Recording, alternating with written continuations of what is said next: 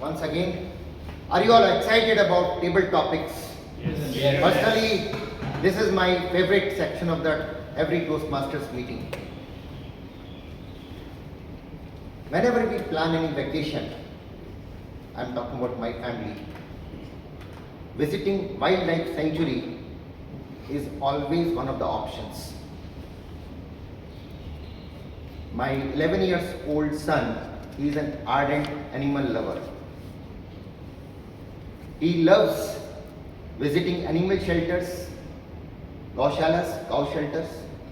He loves feeding street animals, and I don't like keeping pets. He has been after me, bring one pet, but me and my wife, we don't like it. Last year, we were visiting Ranthambore, and we took 2 times jungle safari, hoping that we will be able to see tiger, because whenever we are going for jungle safari, we just want to see only tiger, correct? Tiger, we don't want to see any other animal because tiger sighting is little difficult.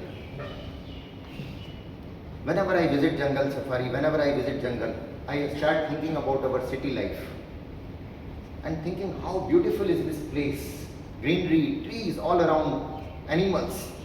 What about our city life? And this gives me some questions, crazy questions, some logical questions, and I thought, today aligning with the theme of the day, animals are status symbols, let me bring some topics. So I am picking up some questions from the wildlife sanctuary visits. So who is going to be the first one? Before that, time limit is 1 minute minimum and 2 minutes with 30 seconds grace period. So we need to note this time. So first we will invite some members, then we will have some guests. How much time do we have? 20 minutes? 18. Yeah, 20 minutes. 20 minutes, okay. So with that, who is going to be the first volunteer? I see several hands. I saw first hand Toastmaster, Saurabh. Please, distinguished Toastmaster, good to see you back. Likewise. Okay, so topic for you. Do you love animals? Why? If you yes, why or why not? Do you love animals? Why or why not? Toastmaster Saurabh. Animals. Are we really different from them? Not really. We are part of the same family, if you think about it. In your family, you have your mother, your father, your siblings. Just broaden that perspective. There are people, there are cows, there are pigeons, there are sparrows. So there are different animals, and this is nothing but a family. The problem here is that why do you even think that you do not need animals? Because if you are designed to be in this system, now if you, for example, your father goes away or your mother goes away, you become a traumatized child, right? So similarly, if you lose out different species and different affections from different animals, you are traumatized in some way, shape or form. With that being said, let's look at some of the animals that I personally cherish being together with. I have a very interesting fascination towards birds, especially these small little sparrows. So one day I noticed, I was just standing in my balcony and there was this a family of sparrows. They were just looking at this, rubbing against the glass. And somehow I felt like, okay, maybe this sparrow is asking for some food or something. And that day I just decided to give them some broken rice, a little bit of water. And soon or later, they started inviting their own family. And soon it became like their club. It was a clubhouse, they would cheer up, they would fight, and the whole environment of the house would light up. Soon my parents, when they looked at the sparrows, it would just make their day. These are not some little joys. I don't think, even if you try to have the different kind of experiences that you presume that, okay, I'll buy this or I'll go to this place, but some are very incidental experiences, and these experiences are with animals and they're part of you. Just be open and experience what they have to give to you. Over to you.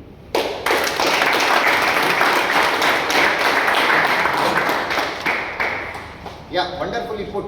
He loves animals and he could really demonstrate that. Who is going to be the next one?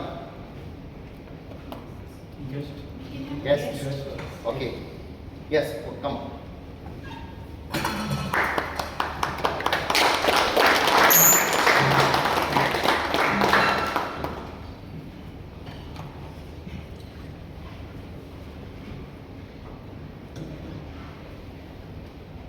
Yeah, your good name? Guest Harsh. Vivek. So, guest Harsh, which animal-based movies you like? Animal-based movies, if you like some.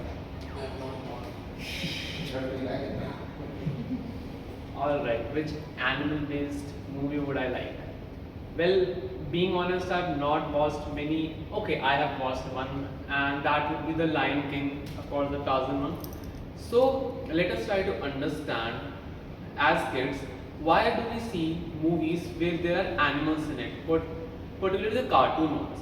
As kids, you can see that we portray animals as as someone who are actually very lovely, someone with whom we will be able to express our emotions with.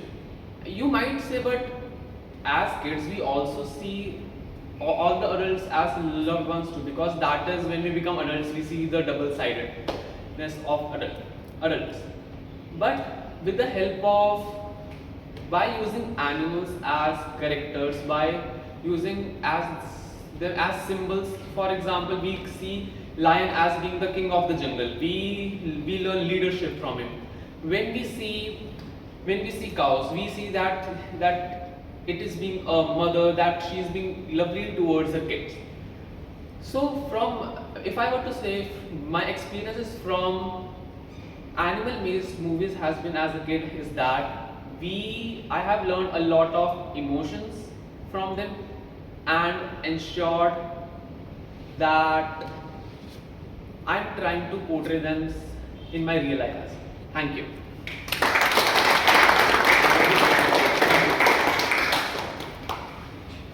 So he was initially hesitating, as you observed, but then when I said, okay, no, talk about it, he started thinking on the feet and talking, stretching your imagination. That's what table topic section requires you to do, and that's the exciting part of it, right? Okay, now let's have one member who's not played the role. Members who are not playing any role. Yeah. Toastmaster. Toastmaster. It's a little awkward topic I am giving. If I were an animal, I would be, and why? You know, the issue of animals reminds me of a story of however we treat them, good or bad or otherwise, their memory is very strong. In that part of the memory, I'm reminded of a lion who was injured and was in with another person, and the lion was crying. So when this guy went to the lion didn't attack him, but he found that he had a thorn in the paw.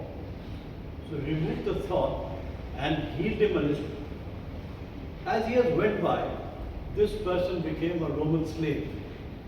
And in the Roman slavery system, they have these lions and they've got these slaves who are put into as a gladiator to fight. So one of the two will win. So either the lion wins or the gladiator wins.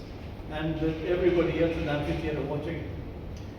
So here when this man is standing by himself, he is facing the ferocious lion who's coming. And as the lion comes, the king is surprised to see the lion comes in front of the man and stand in front of him, doing nothing, and bows down. And then he starts licking him, just to say that I recognize you for all the good you've done to me. And he saves the chap, and the gladiator then finally gets free because one of the two had to die. In this case, this man was let off because he did the right thing. And the only thing that it tells us is that the animals, if you love them, you look after them, they have a memory. And that memory is something that they always respond to, depending on our own mood. When you're joyous, they are playing with you. When you're sad, they come and sit by your side and hug you. And that is what I like about the animals and the memories. Thank you very much. Great thing you talked about lion. Who is the next one? Yes? Yes. Okay.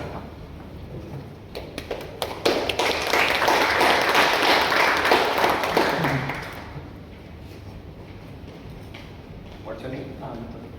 Mithun. Yes, Mithun. So, yes, Mithun, I will pick up some topic on the loin itself. If you were a loin, what your message would be to human beings? If you were a loin, what your message would be to human beings?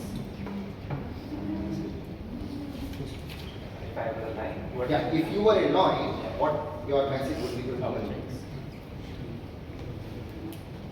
Okay, this is a very interesting topic.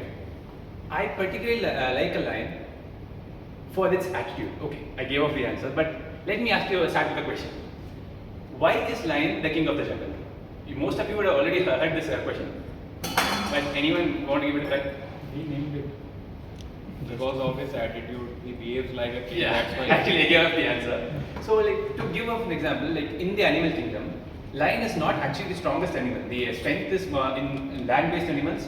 Elephant is the strongest. And if you consider its speed, it is cheetah. So a lion is considered as the king of the jungle because of its attitude, the way it defends its area, or the way how it protects its family, or what you call it's a pride. Pride of lions, they used to call them. And if any one of you had seen Animal Planet or National Biography, you would have understood the most of the job is done by the female lion and not the male. The male's only role is to protect its cubs and its pride and its area. In one of the recent programs I watched, among the animals and in the animal kingdom, which animals fight for most of their lifetime?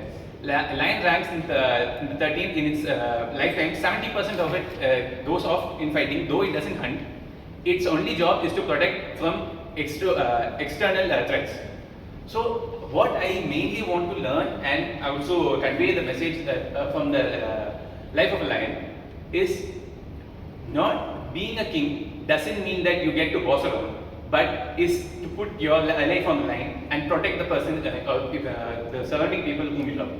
So, be a person who's been reliable and who takes care of the ones you love.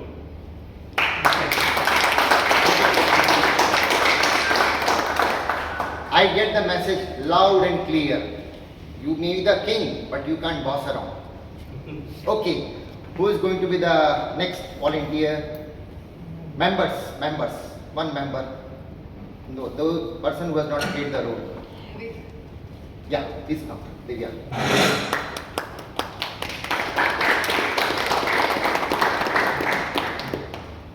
Toastmaster Divya. So your topic is humans are the best, worst friend of animals. Hello everyone, good afternoon. My name is Divya, and the topic that is given to me today is human are the worst and best friends of animals, right?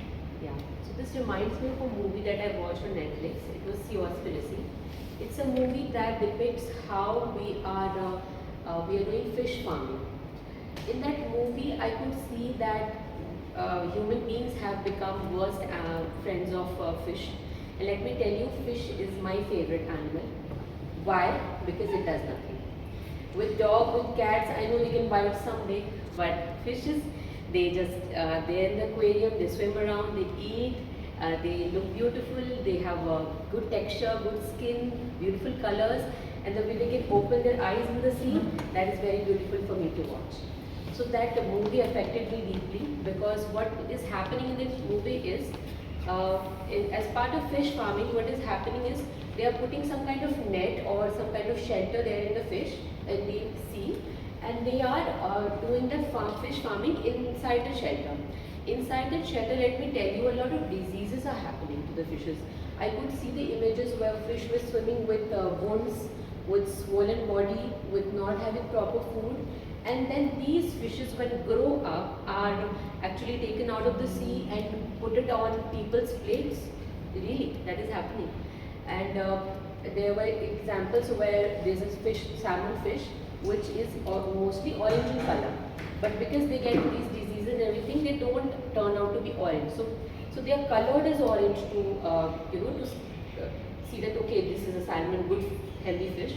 So what I wanted to convey here is that that's okay if you want to have fish or something, but cultivating them with this way is not something that is right for them and for our ecosystem and everything.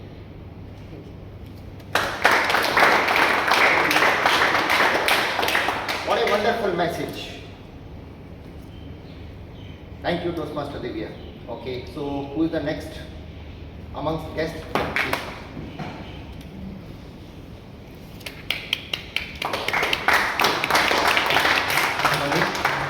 Abhishek. Guest Abhishek. Guest Abhishek. Animals are such agreeable friends. No questions, no criticism. Talk about it.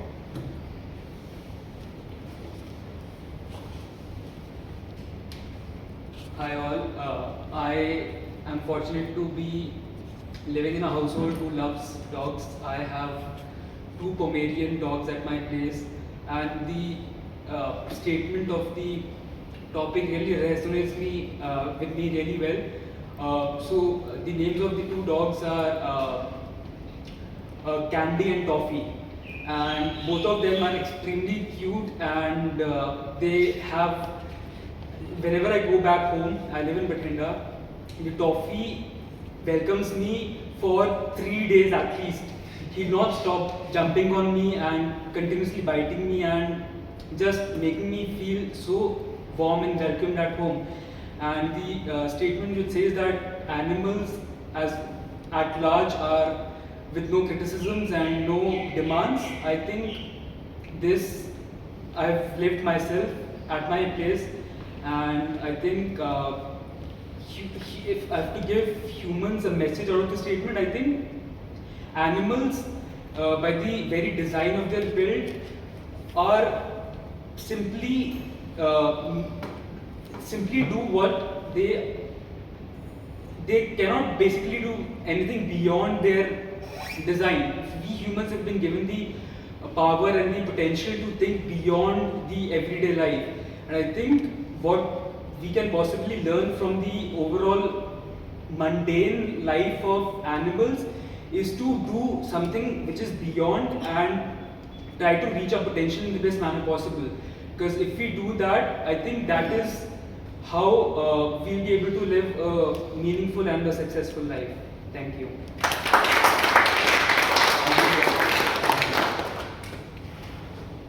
Good message given. When you reach home, they don't ask any question, they just be around, they just pick you. Absolutely. Amongst members, yeah, Toastmaster Ruchira.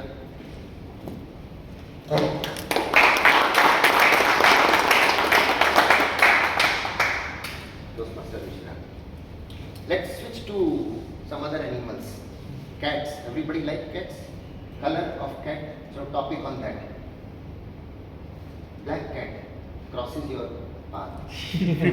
What do you think? What thoughts do you get? Alright, so hi everyone. I'll start with a disclaimer, and for the sake of all the dog and the pet lovers here, I stand an odd one out because I love pets only from a distance, and despite trying it and despite my kids trying it for years, I have not been convinced till date. So that will still remain a pie in the sky, and I will be a non-gracious person. I mean, I'm sorry, the pronunciation may be wrong, when it comes to the company of pets. Coming to cats, that when he says that a black cat crosses your path and people believe in, those superstitions that they do stalk. It reminds me of a little not a narrative, but I would like to probably talk about it. It's something that happened around 2 years back with me. I was in my school parking, and this was the time for me to just move, come out after the day was over. And I happened to be on the wheels, and there was a black cat that crossed my way. I'm a non-believer, and I feel, and I'm a believer of the karma. And there were 2-3 drivers who were waiting for other teachers and the kids there. And the driver stopped me. He said, "Ma'am, एक बार गाड़ी off करके start कर दीजिए." So I was like, I did not know what to do, and I wanted to give him all the due respect and to all his belief. And I did that.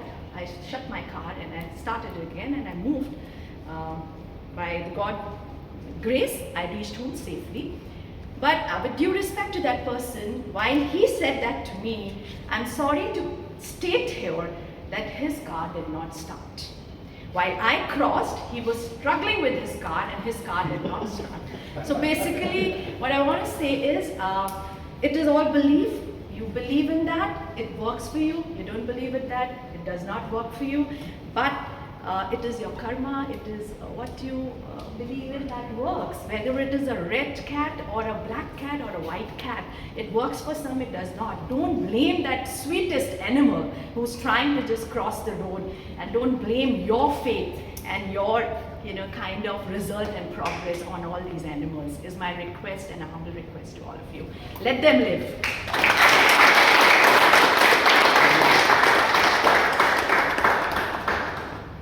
Wonderful thoughts. Guest Vanchika. If animals could speak, what they would gossip about us? Hi everyone, myself Vanchika, and the very first thought that came to mind after listening to the word speak, they will first ask the humans to take their permissions before getting clicked and being uploaded on social media. Like, we do have some pet parents, and like my friend also, she is a pet lover, but she's also obsessed with her pet's social media account more than her own account. So it's good that like she's spreading love for her pet, and that's also like if she has a pet, I will also feel like bringing one home myself. But in this process, me sometimes don't let them live their own life the way they want to, and